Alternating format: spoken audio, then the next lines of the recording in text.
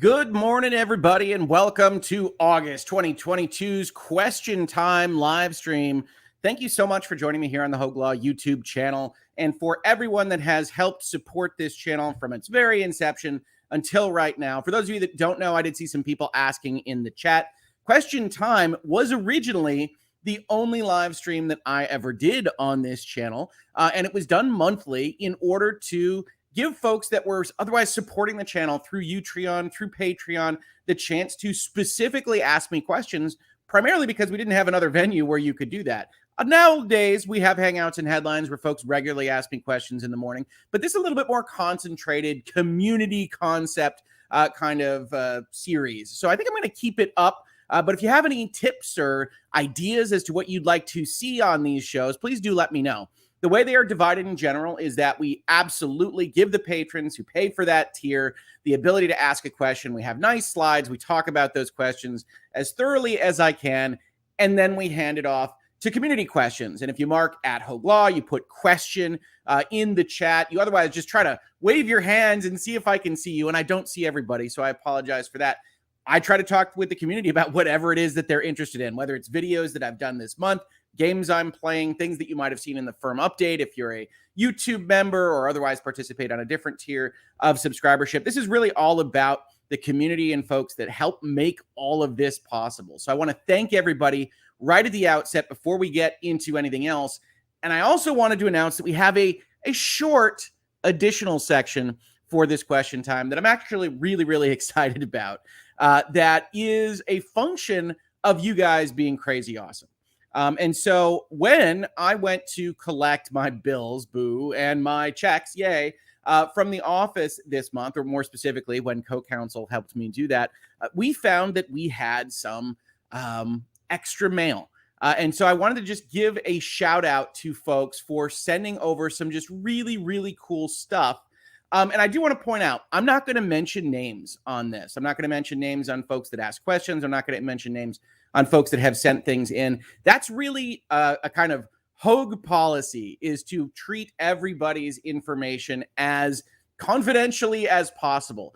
So if you do wind up sending something, whether it's a question or it's, like we'll see in just a second, goods, and you want to have your name mentioned, I'm more than happy to do that. But I'm not going to do that without kind of the express written consent that you want to do that. I'm a lawyer still at the end of the day. So if you do wind up sending something and you say, hey, Rick, actually, I'd love a shout out by name or avatar name on question time or something like that, please do let me know, because folks, we have some really cool stuff. I don't know if the camera is going to pick this up, but we have some cool stuff to show off. If you're familiar with Lawyers and Dragons, you might see a special character there with another special character actually tied to his shield. And fortunately, because my wife has a photography studio, we can show it off a little bit better. So if you go and you look at this, you can see, and I should see if I can get that even a little bit bigger here.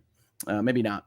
That this is just really awesome figures that were hand painted by someone in the community representing everybody from the Lawyers and Dragons prologue. So this is Falcor. This is Brains right here. We've got Alita with her fizzy soda bombs. I think we've got Ian back here wizarding it up. And of course, Rob of Law and Lumber doing Rob things, deciding who he's going to murder next. You could also see that a little bit in this picture here, and just see how awesome all the detailing work is on everything. And I'm just so impressed and so thankful for people that just do this and do it on their own time and then send them in. And it's just amazing. And I sent an email to Brandon Jones at Easy Allies on this the other day, because one of the things that I first got involved with when I was interacting with any community and anybody in this space was Easy Allies, and was Brandon Jones, who, if you don't know, was the head of Easy Allies for a time. He's since retired. And he did all sorts of streams. He called it, I think it was coffee time or something like that. Cup of Jones, I think, actually, like Cup of Joe. I'm just remembering it now. And he would talk to his community, and he was building up just this fantastic rapport and communication with the community. And I said to him last night, I said, look, we had folks sending in stuff. And it's just an incredibly gratifying feeling. And I'm just so thankful for it. And I said to my wife, as I'm opening up these things yesterday, I said, I feel like Brandon Jones, because he was really one of the people that taught me how to communicate with the community, how to try to build up that positivity. And so I've already thanked him separately. And I want to say thank you to him here, because it's just a great feeling to have folks that are invested in making this a positive place to be, and a fun place to be, hopefully. So I know people come in sometimes and say, hey, why are you doing Lawyers and Dragons? And it's because I truly believe in the power of games to both bring people together and to also energize our imaginations, our critical thinking skills, and everything else. And so I think it's a perfect fit for the channel. But that's me, right? This channel, at the end of the day, is in large part my personality, and now CoCounsel's personality coming through as we talk about the things that we're interested in. And I just wanted to say thank you to everybody who participates in all of this wonderful stuff. We've got more things to talk about. We got more stuff happening behind the scenes. I know that store is a long time in coming. Believe me, we're still trying to dot those I's and cross those T's. If you ever work with a third-party regulator, you know how that is. But we're going to get that done very, very shortly and have even more fun stuff to show you. And I also wanted to thank another individual for sending in very, very cool pins, right? So my wife actually collects, as you can see here on the outer edge, Avengers pins. She has a jacket that she wears with these, that she goes to MCU movies with me, especially Endgame. She was very excited about that. And this individual that hand makes gifts sent a wonderful, lovely note and sent in specifically a couple of Hoeg Law pins, which you can see right here, or you can't. Bright lights, big city. But they are absolutely fantastic. And I don't know what to say, folks. I don't feel deserving at all of this kind of treatment and folks sending in things. And I just want to say thank you. So as far as when those things come in, I think as part of question time, we're going to do a little community showcase here, talking about some of the stuff that's coming in, because I think it's awesome. And so thank you so much, everybody. Thank you for supporting this channel. Thank you for being a part of the community. Thank you for keeping it positive. And you're going to make me emotional, which is a rarity here. So I really, really appreciate it. Thank you so much. And yeah, if you've got something that you feel like making and sending in, please, please, please don't feel obligated to do so.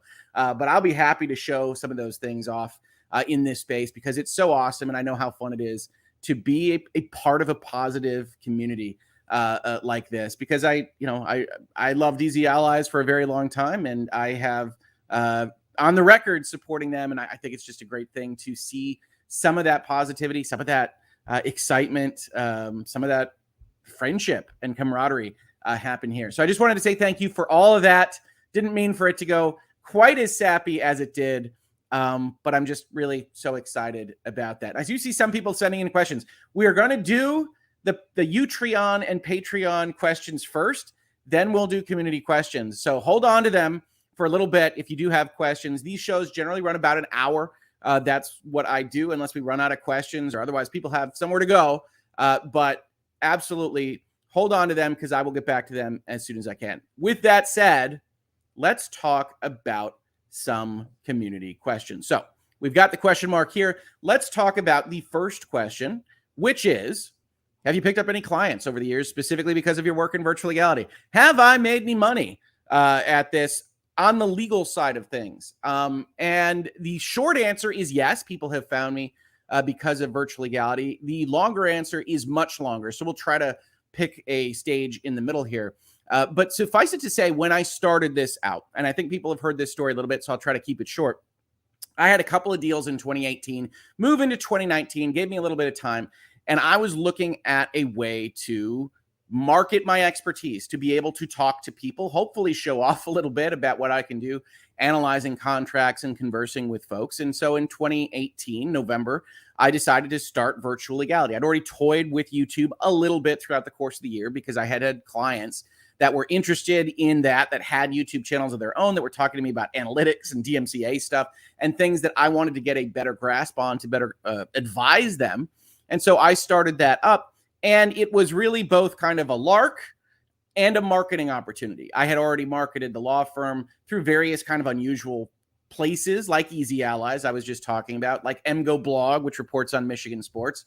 Go Blue starts this Sunday or Saturday. Well, maybe they'll be on Sunday if they get professional enough. But it's very interesting to try to launch a new endeavor and look around you at the marketplace and say, well, I've been in big law for more than a decade, 12 or 13 years at that point in time. And I don't want to market myself as just them, but smaller and cheaper. So I wanted to do some different things. I wanted to have kind of a more personality-based approach to marketing. Lawyers are people. You should be able to confide in your lawyer. It's a very personal relationship, especially for entrepreneurs and small businesses. And so that was the initial goal. Now that grew into its own thing as the channel got more and more popular, thanks to folks like you. But yes, it was designed to kind of say, hey, look, Rick's not a dumb guy. You should think about hiring him.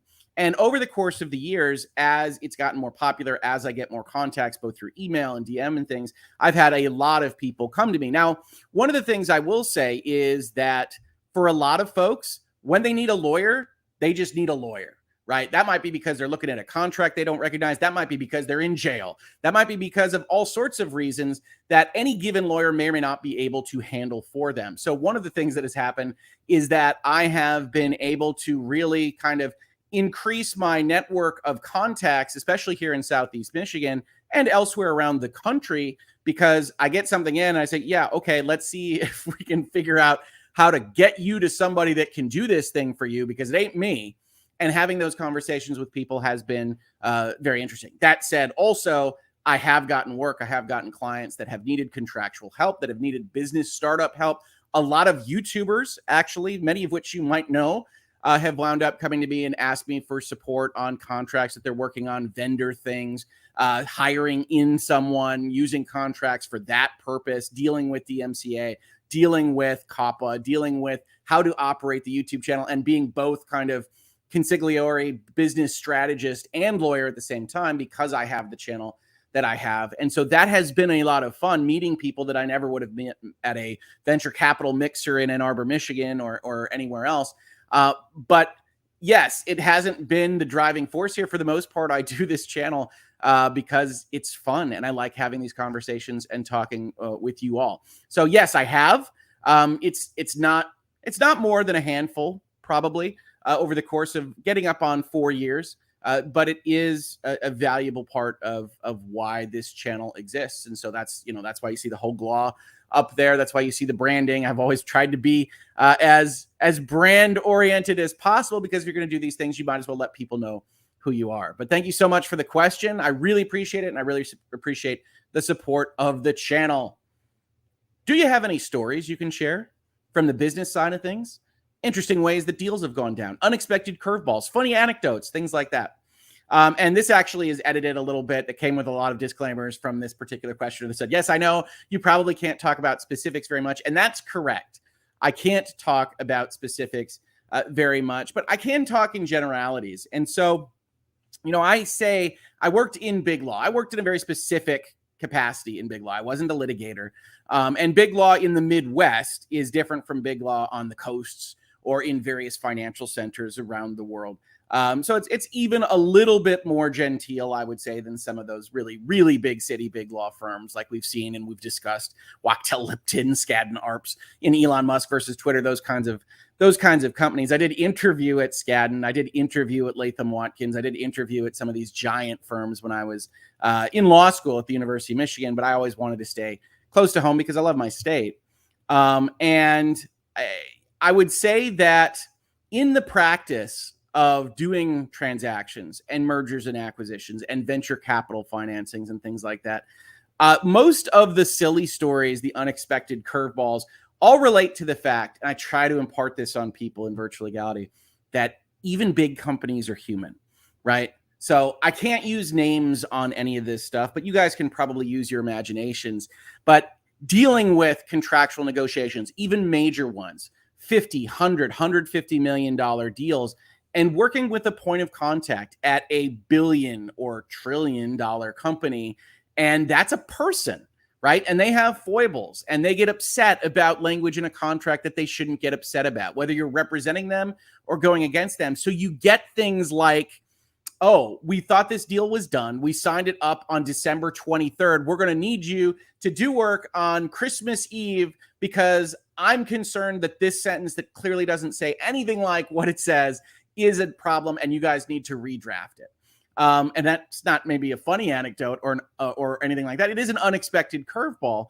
But some of the stories that I have that are my favorites from that are, hey, yeah, this sucks, right? You don't want to be doing these kinds of things.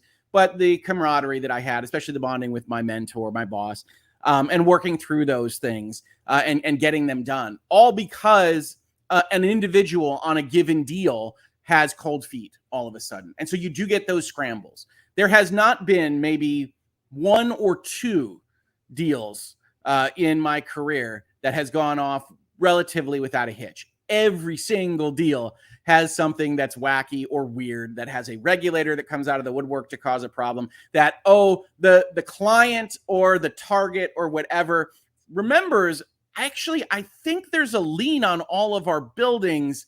I just remembered as we're about to sign over the checks or whatever. And dealing with those kinds of things. The practice of law, transactional law, is dealing with people. And it tries to be coded. It tries to be specific. You have schedules of assets. You have schedules of disclosures. You have all of this language. But even in something massive like Microsoft times Activision or Elon Musk versus Twitter, you can still see that they're people. The reason I'm able to do what I do as analysis is that the lawyers are people, the principals are people, and they make mistakes and they do things that I don't think are necessarily wise, even if they're huge, right? Some folks come into my DMs or my comments and say, well, Skadden Arps knows what they're doing better than you, or Wachtell Lipton does. I say, hey, you know what? They're super expensive. They've got a ton of people. They are very competent lawyers. It doesn't mean that they are suddenly automaton super people because they charge $1,000 an hour. It means that that's what they've elected to do, and they are okay with trying to bill 4,000 hours in their year. I was not. But if you look at our curriculum vitae and resumes and everything else, it's like, yeah, you know what? I'm the same kind of person. I just went a different direction with my life. And so you can still look at that and say, okay, you might go in this direction. This might be something you didn't want to say. This is interesting because it's always people. So as for stories, I'm sorry I can't be more specific than that. I could tell you stories about, chief executive officers of multinational corporations getting ridiculous drunk at closings, but you're probably already guessing that. And there are fun stories that come out of those things. Closing dinners are very exciting for everybody because it's a trial and tribulation and sometimes feels Sisyphusian to try to get a deal closed. One of the ones I worked on this year basically tried to close for 7 months, and it was an ordeal. And when you get done with that, when you get that respite, when money changes hands, closing dinners are a lot of fun. But outside of that, outside of those kinds of stories, I think that's all I can say on this right now. I hope that was a successful answer. I hope that proved to be enlightening to you. Thank you so much for the question and for your continued support of the channel. And finally, we got someone that wants to debate me on law, which is fair. I like this. I don't think I've had a question like this in Virtual Legality before. So it's going to take me a second to read. And this is edited lightly. It's actually a much longer question. Why do you feel like Epic versus Apple, which if you recall, if you haven't been in Virtual Legality for a while, is the lawsuit in which Epic sued Apple for antitrust violations for holding on to both their 30% cut from games and things that are sold in the App Store and also locking down the App Store so that another App Store couldn't compete with them on their phone? Why do I feel that that deserves the benefit of judicial pragmatism in the case of its ecosystem and the potential effects a bad ruling would have on it? While on the Google versus Oracle video, which was only one video and wasn't a series like Epic versus Apple was, but basically relates to whether or not the tool sets at the code level can effectively be stolen to allow for more interoperability of systems. The Supreme Court held that they could, even though on its face, it pretty much looks like a copyright infringement kind of concept. Why do you feel like Epic versus Apple deserves judicial pragmatism, while Google versus Oracle, you felt like even considering the bad consequences that a ruling in favor of Oracle would bring, a pragmatist verdict was still not appropriate for the general copyright legal field? Why do I believe in textualism in one place more than the other? So here's what I would say on this. without getting too deep in the weeds on a community post, and I apologize for not doing, a 45-minute dissection of this, I would argue your characterization of my positions on this. So if we take this out, what I get concerned about is a judge or a justice or a regulatory body substituting their judgment for the people that are actually doing the thing outside the bounds of whatever the statutory structure is. So if we look at Epic versus Apple, what we've got is a 100+ year law that says you can't restrain trade and you can't monopolize markets. And we have a lot of precedent on what that means. And primarily when you talk about Epic fighting Apple on its control of the product that it built, I don't think that the precedent or the legal theories or anything else that I know about antitrust law fits in with those arguments. So it isn't that I solely believe that, wow, it would break the CONSEL walled garden ecosystem is such a bad thing. It is tied intimately with the fact that I don't think the statute says that. I don't think anybody has read the statute to say that, or if they have, it has been a very long time since they did that. And so it's not pragmatism. It's just, hey, also, if you went with Epic's argument, these very bad things would happen. So we start out with that kind of textualist understanding that it's very difficult for me to concept out that you are restraining trade or monopolizing a market that you created yourself. When you define the market as effectively iPhone access, that to me strikes me as far too narrow for any kind of legitimate law, because you can always aim that particular canon at anyone. You could say virtual legality access. Why am I not allowing a collaborator on this video? Well, it's because I think community posts like this one, community-facing videos, should basically just be me. That's what people are supporting. But I could go a different direction. Could somebody sue me for saying I deserve access to Hoeg Law's enormous audience and super positive community that makes him little figures? I could understand why you'd want that. It is really, really cool. But I don't owe that to somebody.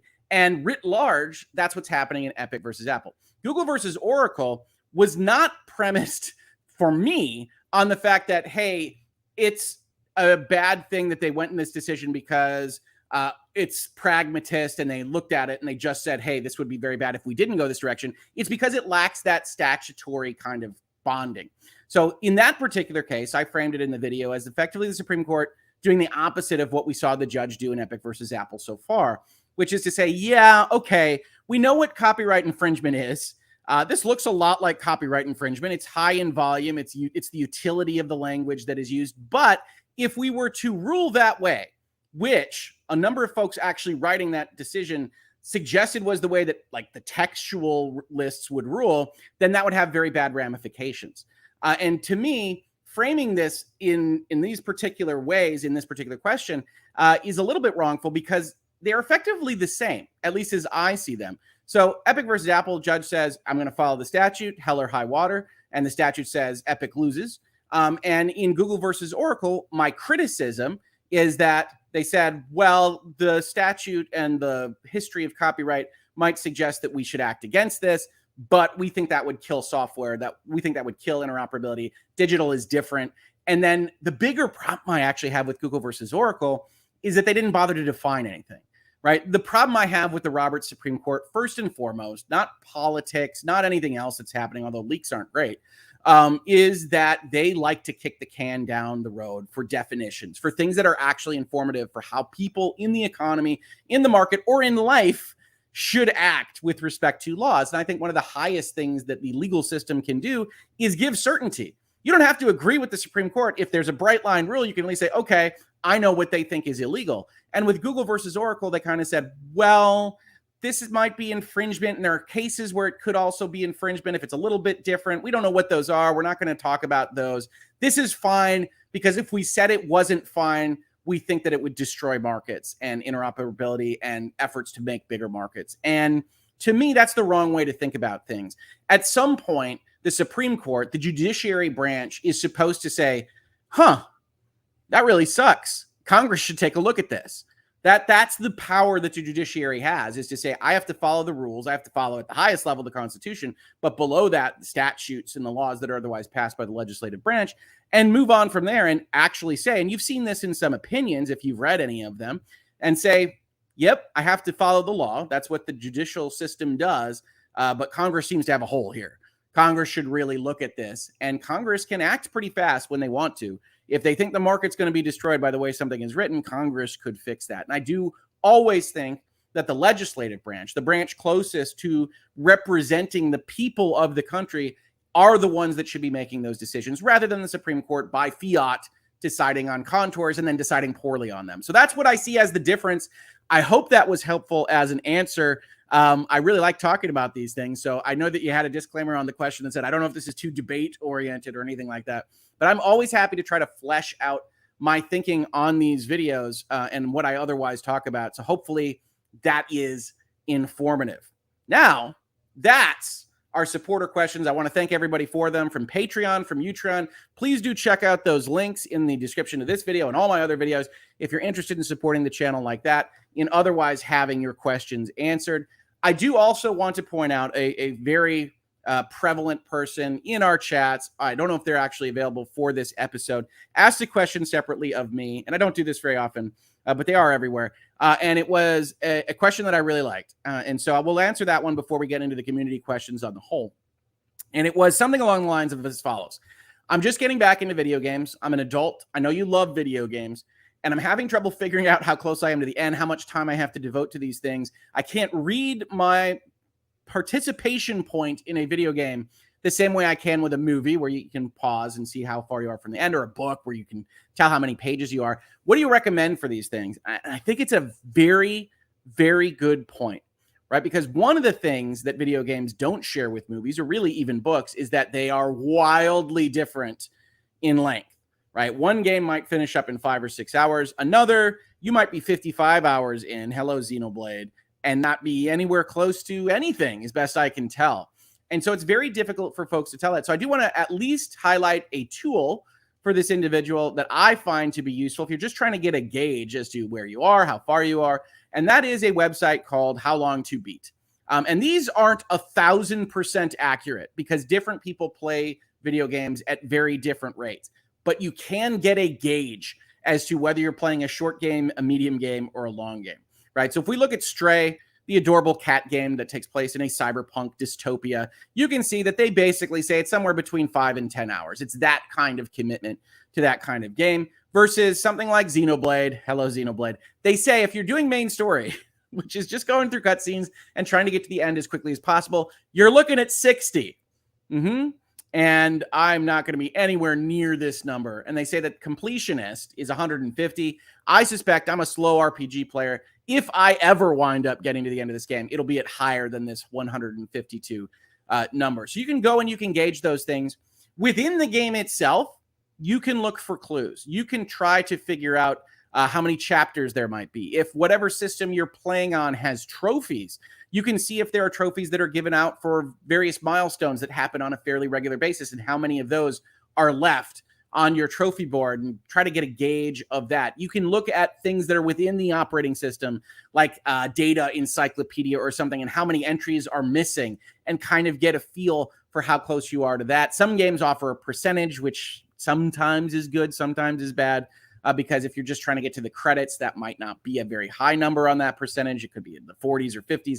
So it's very difficult for you to ascertain exactly how much extra time you need. But I do recommend How Long to Beat. It's pretty useful. And you could also go and ask on Twitter, on social media, on Reddit, and say, hey, look, I just passed the part where I hit a gargoyle with a flaming piece of lumber. How close am I to the end? How much more time do I need to devote to this?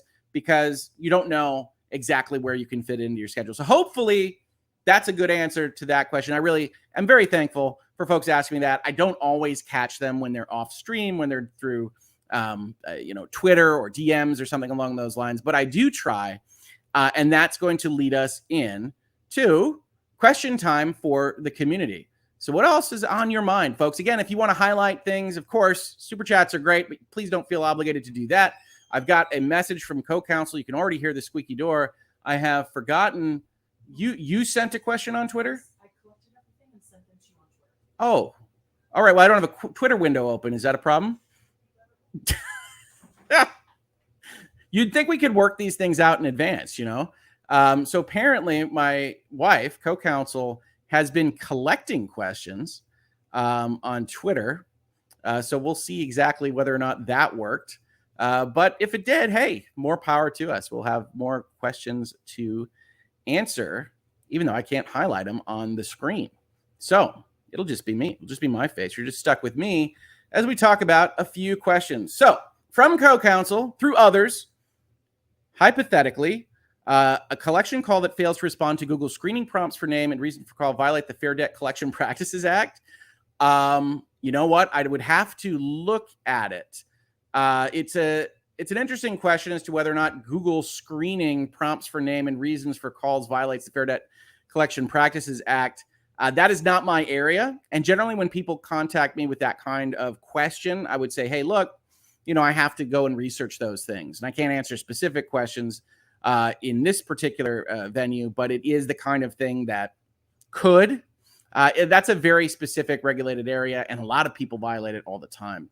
Are you excited for the Rings of Power? I am certainly excited to see what they're doing with it. If you go to Amazon right now, I think they have a timer that says, Rings of Power, I think is on Friday. And so as a business guy, I want to see exactly what $500 million buys you in TV land. And I know $250 million of it is the license rights, but it's still the most expensive TV show ever made. And I have my doubts. I basically start with doubts about any kind of streamer making anything. But I've been very pleasantly surprised by things like The Sandman and things like Stranger Things 4. So I would love to see it be great. I want everything to be great.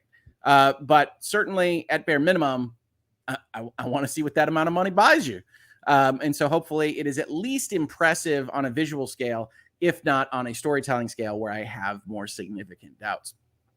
Question: how do you handle the emotional impact of attorney-client relationships? Seems like it would open the door to faster deep bonding than we see in the real world. Attorney-client relationships are special, right? And one of the reasons that I always recommend to people at the start that they talk to a few attorneys is that you have to be willing to share your doubts. You have to be willing to share your warts with them. I usually liken it to a doctor relationship where we can get to things early, but you have to be willing to share them with me and to foster that relationship and that camaraderie. And a lot of the times in deal making, and I would expect this is the same in litigation, you're in the trenches, right? You're dealing with an opposing force, and that opposing force is not always congenial. And so you do have that bonding as you try to work through things. However, you're also trying to advance your client's interest in the best way possible. And sometimes that means, telling them that they're wrong, telling them that they really should push on this thing and not bend over for X, Y, or Z. And ultimately, they are the final deciders on what happens in a litigation, in a deal-making process. And so that can be an interesting wrinkle in that relationship, is that at the end of the day, the lawyer is not in charge. The lawyer can offer recommendations. The lawyer can tell you how to affect things. The lawyer can fight with opposing counsel on a call or an email chain, but the client at the end of the day is in charge. And if they don't do what you want them to do as the lawyer, one of the things that happens there is they say, okay, is that within their purview, or are we in a situation where it doesn't make sense for me to represent you if you don't trust what it is that I'm saying or what I'm recommending that you do. So there are instances where you have to, quote unquote, fire a client and say, you know what, I think you could be better served by someone else because it's just not a good fit. I'm offering these recommendations and you're going over me every single time. So client-lawyer relationship to me is the big thing they don't teach in law school. It is one of the trickiest aspects of the practice, and it is constantly both rewarding and trying because people, again, are still people, and you can have good fits and you can have bad fits. And one of the best things I can offer to young lawyers, especially young lawyers that are off on their own, is to be a little bit more selective about who you wind up taking on as a client and doing work for than you might otherwise feel comfortable with. And I can relate to this. Every time I say, no, I don't think it's a great fit, or I'll recommend someone else to you, I feel a little bit of, did I just give away something that could help me keep the lights on or feed my family and give them shelter and make their world work? And I always feel that ping a little bit. But you have to be able to control for what you know is going to be a good relationship. And that's a little bit tricky. But absolutely, some of my best friendships, people that still go to see Star Wars movies with me and whatnot, are from clients that I've had for a decade plus. And so that does exist as well. Question: does your daughter share any interest in the law aspect of what you do?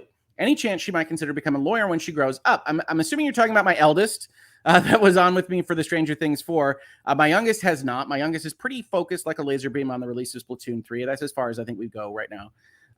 But yes, she has talked about lawyering. She's talked about a lot of stuff, though. If you're familiar with that kind of young adult age, she's talked about a lot of things. But yeah, she's been interested in this. She's been interested in YouTube and the channel. Everybody's interested in the channel. I will say that that's been kind of the wild part about this is like, wait, what? You have a YouTube channel and it's not 7 viewers? Okay, tell me more.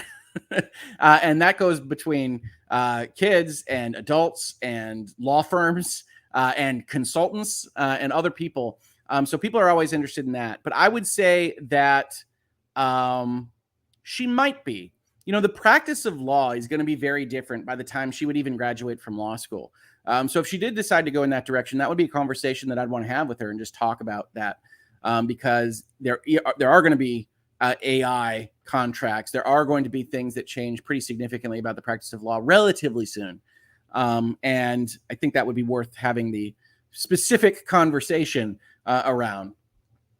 Question: did you see the UK suit against Sony having monopoly on PlayStation Online sales, as you predicted? I did say that that would come after Epic versus Apple. I did see the lawsuit. I don't think it's very well argued. It might still be a video in virtual legality. It happened last week. I gave quotes, if you're interested, to Eurogamer about the issues that I saw with that particular lawsuit. Not doing a deep dive like you do in virtual legality, but I did talk about that a little bit. And then a few more questions. Oh, they just keep coming. We should get this back onto the channel as part of this process, co-counsel. When will the Ninth Circuit hear the Apple appeal? Don't know. I think when I did the review of it, the average time was like 21 months, something along those lines. So we'll see. Hoeg Law, how family friendly is the game you just played? Immorality. Well, you know, friends, Immorality is a completely different game that you could probably only find on Steam. I'm just kidding with you. But I was recommending Immortality. And I would say it is not family friendly at all. I'm glad that you asked. So Immortality, if you saw me on Twitter, is going on my Game of the Year list. I absolutely love the work of Sam Barlow here, who is working within the full motion video medium. So this is actual video, things that you would expect to see in like a movie or a documentary or something like that. And what he is doing with video games. And Immortality just came out yesterday. We'll read the little synopsis here because it doesn't tell you anything about what this game is about. Marissa Marcel was a film star. She made 3 movies, but none of the movies were ever released. And Marissa Marcel disappeared. An interactive trilogy from Sam Barlow, creator of Her Story. If you're not familiar with Her Story and you want to get a feel for what Immortality is like a little bit, please do get that. I think it's like $5 usually. And that is a game in which you just have, I believe it's primarily police depositions of a young woman, and you use keywords to figure out what clips that the program is going to show you. And in so doing, you figure out what happened to this woman.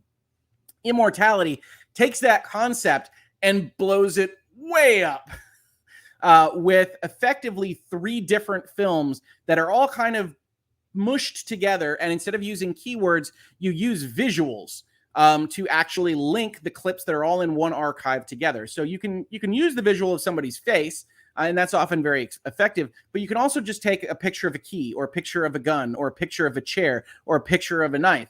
And you can go and you can see a number of the instances of that object throughout all of these movies, and that is not remotely telling you what this game is about. I would not spoil this game for all the world. And so I highly recommend it. It is not remotely family friendly at all. And so it is looking at movies that are premised around being made in the 60s, the 70s, and I think the 90s. And they are all of a specific kind of type that you will recognize if you play through it. But you might call them exploitation movies. That's not the point of the game. That's not really the point of the movies in them either. But that's kind of conceptually what they are a little bit. And so, yeah, whatever the opposite of family friendly is, that's what Immortality is. But it is unbelievably good. And I dreamt about it last night. So there's that for you as well. Hoeg Law, have you ever been utterly disappointed in the direction a game is going? For me, it's Halo Infinite, because what the heck is 343 doing after almost 2 years later and no co-op? Yeah, I think absolutely I've been disappointed in the direction a given series is going. I haven't liked Halo like I liked during the Bungie years for a very long time. As for what they're doing, I don't know. I don't have a lot of faith in them. So anything that turns out good would be great. I didn't really like Infinite, period. So we'll see how that goes. I know a lot of people are excited about the new Forge and making new game types within that Halo Infinite engine. So we'll see how it goes. I wish everybody the best. I know a lot of people that really like Infinite, but there have been instances, of course, where I don't like what a series is doing. Resident Evil has bounced between me loving it and hating it. When a company signs a contract in a takeover merger, is there a cooling off period before the deal goes forward? A get out clause? There can be. It's whatever you negotiate. If you're talking about things like sophisticated parties like Elon Musk and Twitter, you can negotiate a cooling off period that says I can just walk away for the first 30 days after I sign. That would be unusual, but you could do it. Chances are you're not going to do that, though, and you're going to wind up in a battle like the lawsuit that we're seeing. There's some stuff from CoCounsel here. Seeing these great pins from earlier, have you considered making, selling Hoeg Law, Virtual Legality, Lawyers and Dragons pins? I don't know. Honestly, I haven't, because I've done a terrible job of maintaining the store for the past couple of years, but maybe CoCounsel will. It's always dependent on what we can get designed and what we can get made, and exactly how logistically feasible that is for a very small shop, right? So these are custom, and these are not going to be, high volume sellers. They're mostly for celebrating the community and hanging out together. So we have to make sure that it works across multiple websites, multiple constructors, multiple shippers, and all these various things. But that's become CoCounsel's ambit, and she is very, very good at it. She also does remind me we have some super chats, so let's take a look at those. Thoughts on the UK's lawsuit on Sony's monopoly of selling games on PlayStation Store with 30% cut? I just talked about that. I think it's a very difficult case to win. You've got a cut, much like in the Epic versus Apple case, that is standard. It is standard for a very long time. So you have to try to establish that that is somehow monopolistic when it was created at a point in time when PlayStation basically didn't have that kind of monopoly power. It is standard across Steam and Microsoft and Nintendo and everybody else. So you've got that issue in and of itself. You also have the issues that we've talked about with respect to Epic versus Apple, which says, okay, you think that that cut has resulted in overcharging to consumers. What evidence do you have that a cut of a lesser amount will otherwise get to the consumers and make their lives better? CoCounsel says, I skipped 3 questions on Twitter. You know what? I'm doing my best here. You can stop it with the Post-it notes. But we'll get to the questions we can get to, I promise. So in respect of this particular lawsuit, I think that they've got an uphill climb. And you do check out that Eurogamer article that I'm quoted in for more specific references there. I might still do a video. I don't see it going very far at all. Gecko Gamer asks, has the amount of Splatoon 3 shouting increased in the household as Splatoon 3 nears its release? I would say it has increased. There was a lull in Splatoon 3 shouting during the early summer months. And since the Nintendo Direct last week, we've definitely been shouting Splatoon 3 a little bit more. We also shout it just as a pick-me-up, right? Maybe you're having a bad day. Maybe you're not excited about going to school next week. You just shout Splatoon 3. It's excellent. I highly recommend it. Thank you for those super chats. And okay, now that I've gotten through a few questions here, I'm going to take a sip of tea. And I'm going to look more at the chat for specific at Hoeg Laws or things. CoCounsel, I might miss a few, but I'm going to do my best, I promise. And so we've got about 15 minutes left in the hour slot for question time. What do we have here? Flag it with at Hoeg Law, flag it with question. Super chats also pop up. Whatever it is that makes it work for you. We've got a question here. Have you looked at the Chrisley case? EDB, Emily D. Baker, was shocked yesterday. I have not. I don't know what that is at all. Maybe I'll just drop in on Emily and see if she can just shock me. That's what she does over on that channel, is just make me fear for the future of humanity with various lawsuit details. And so maybe I'll see if I can drop in there. But no, I have not heard of that case at all. But you'd love my opinion on it. I'll look into it. I'll see if I think it's a good fit, or I'll talk about it on someone else's channel. See if Alita's doing something, or Emily. Is House of Dragons good so far? Yeah. It's fine. I do little capsule reviews on Twitter if you follow me over on Twitter at Hoeg Law. But I would say that it is better than I thought it would be, especially coming off of the end of Game of Thrones proper. But it doesn't appear to be trying to set its own identity, and it doesn't have much forward momentum. So it's got nice scenes, it's got nice acting, it's got amazing sets and great cinematography, and it just kind of is, like an average kind of Succession medieval play or movie or TV show. The other issue is, of course, that if you followed Game of Thrones at all, including if you just followed like the Blu-ray extras that HBO produced for Game of Thrones, this whole story. And so that adds a little bit of a different aspect to it. But certainly readers of the books already knew the stories of Game of Thrones. So we'll see if that affects it at all. I don't think it's bad. It's just not super great. And certainly in the pilot episode, it is as gratuitous as anything HBO does. I don't think Game of Thrones actually needs the level of gore and ultra violence or sexuality that it puts forth in the Game of Thrones universe. And I don't think it adds to the story at all. But you'll see plenty of it if you watch the first episode, especially. Thank you for asking. What else do we have here? I have a most excellent co-counsel. I do. I do. She's amazing, and she takes on more and more stuff seemingly every week. Let's see. In Hoeg's defense, one live stream I watch has two hosts. When they look at Twitter, the order is always different for them. Yeah, I mean, like that's the way these things go. We do our best here. I don't think I've ever caught every question anybody has ever asked. That's not really the reasonable goal. So we try to answer whatever I see. Hoeg Law started Crosscode, one of my favorite games, based on your and Linus's recommendation, having a good time with it, though I did put it on pause to play Cult of the Lamb. Yeah, Cult of the Lamb seems good. I lost my buildings in Cult of the Lamb, so I was waiting for a patch. Maybe one has already come in. We'll see on that, but I do like Crosscode more than Cult of the Lamb at the end of the day. We'll see. Do you remember Hoeg's very first Hangouts and Headlines stream, which was just called Headlines at the time, which was rather long? I think it was, I don't even know, 10 hours, 11 hours, something along those lines, because people just kept asking questions. People just kept super chatting.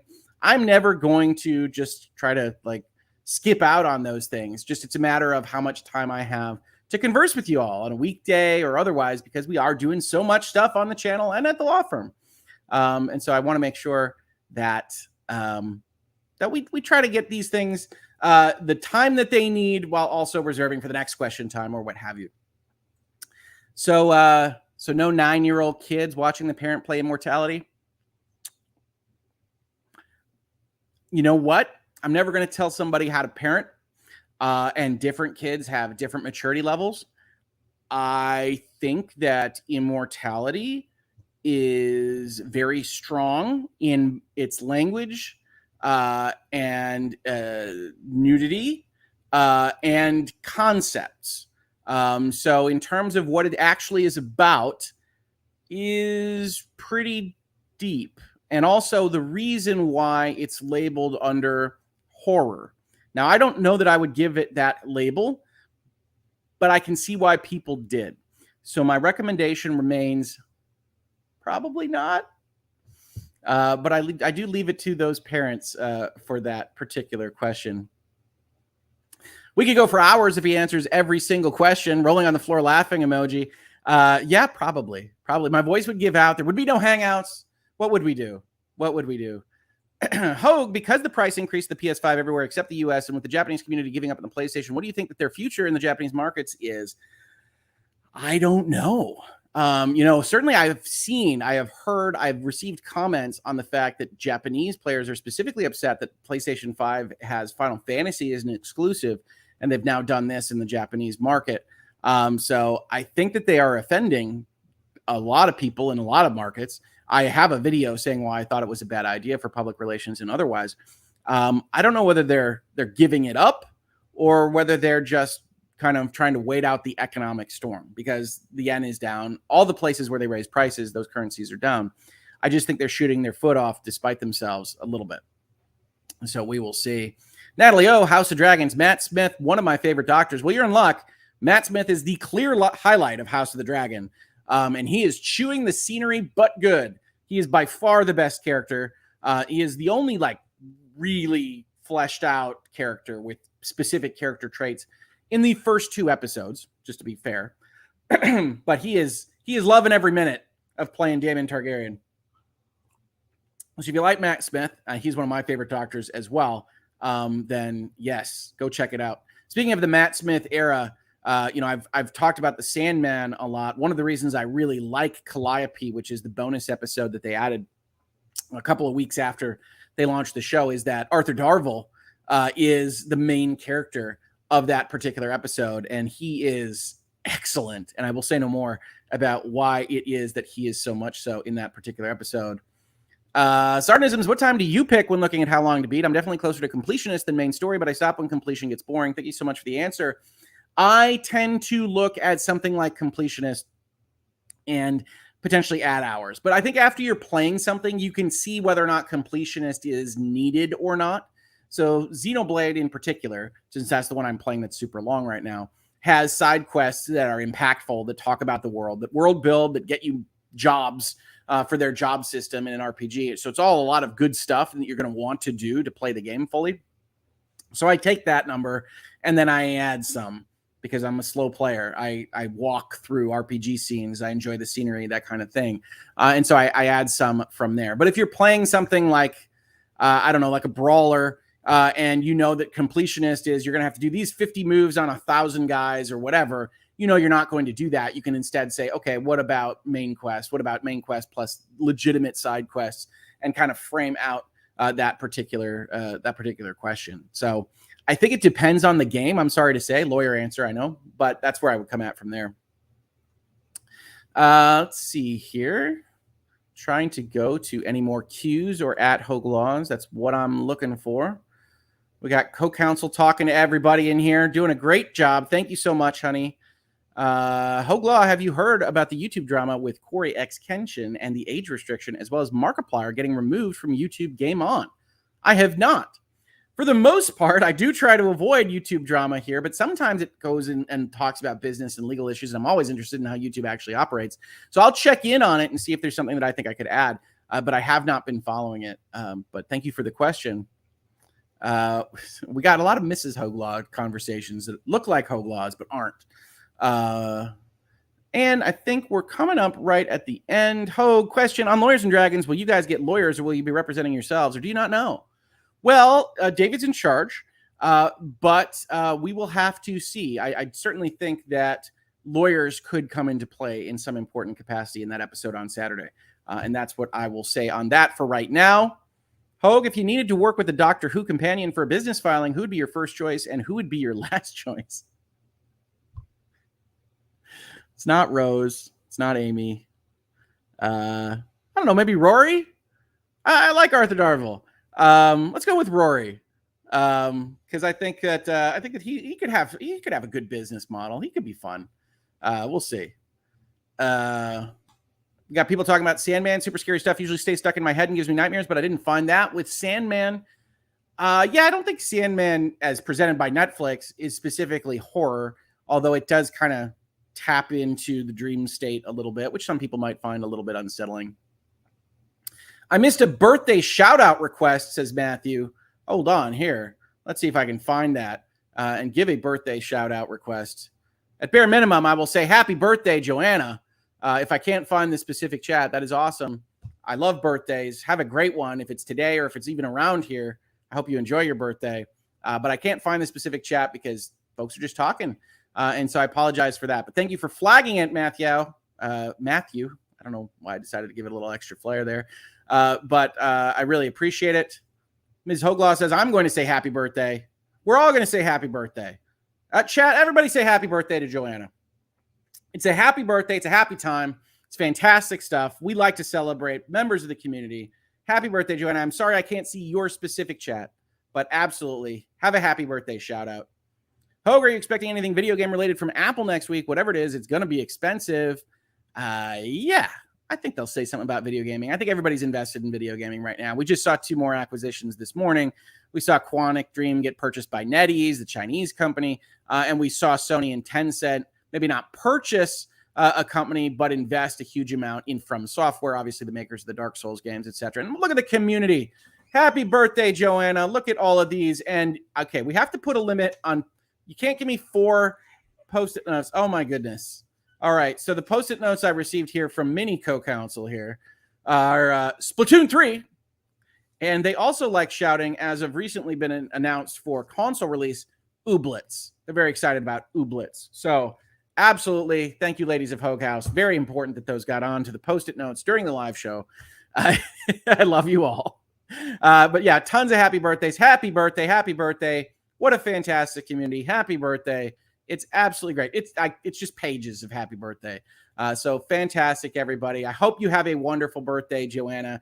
And honestly, I think that sounds like a great place to stop. On with your weekend Wednesday now, says Lucky. And indeed, I think that's what we will do. I've got, it's the end of the month, so I've got some logistical stuff to do at Hoeg Law, the firm anyway. But everybody, thank you so much for joining us for Question Time. Thank you so much for supporting the channel, whether it's Utreon, Patreon, YouTube membership, or just hanging out with us here, saying happy birthday to this wonderful community. Everything. I am so, so thankful. I cannot do it without you all. I know I say that a lot on my videos, but it is the truth. So thank you, thank you, thank you. And I will catch you on the next episode of Virtual Legality, Hangouts and Headlines, Lawyers and Dragons, or anything else. Thank you so much, everybody, and have a great one.